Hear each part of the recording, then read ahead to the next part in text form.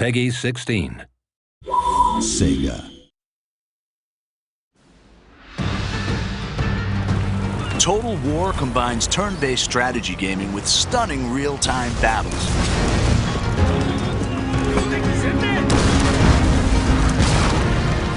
Players take command of nations, armies, and generals as they battle for ultimate victory.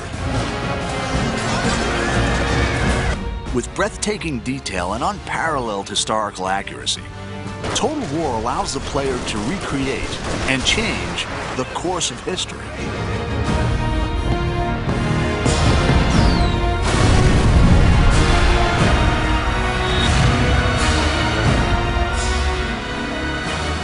In 2011, the award-winning Shogun 2 offered new AI, streamlined controls, and a host of multiplayer features.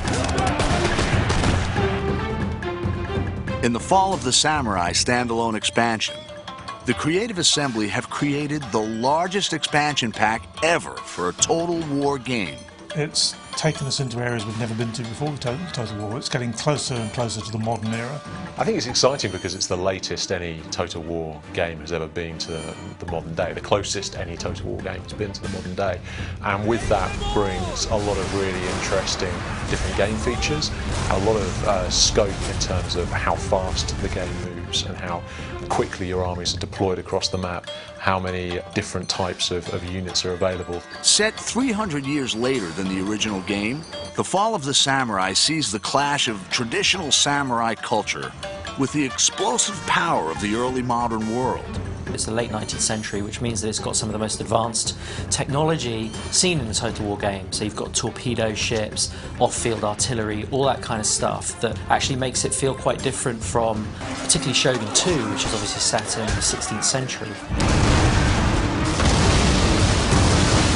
This industrial age is the most recent period ever covered in a Total War game, offering new game mechanics to please and challenge fans.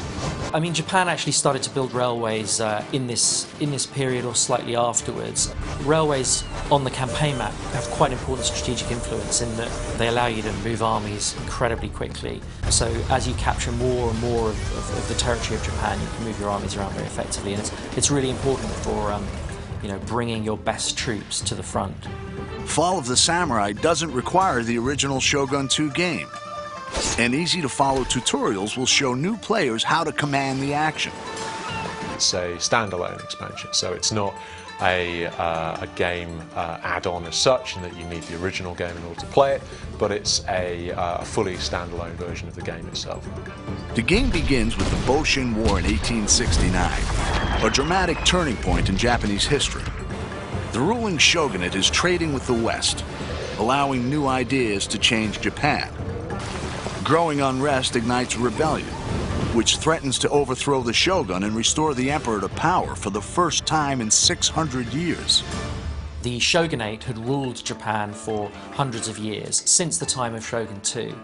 But people were getting more and more agitated as the Shogunate kind of opened up Japan to foreign influence. And so there was a movement called Revere the Emperor, Expel the Barbarians.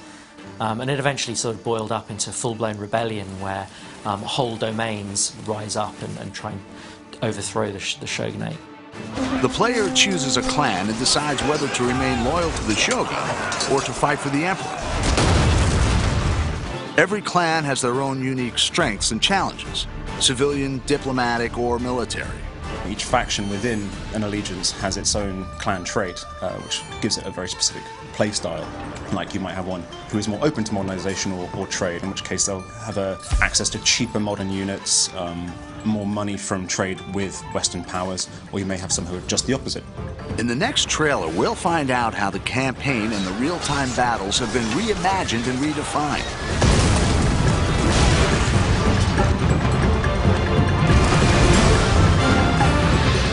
Fall of the Samurai is a whole new experience and an ambitious entry into the Total War series.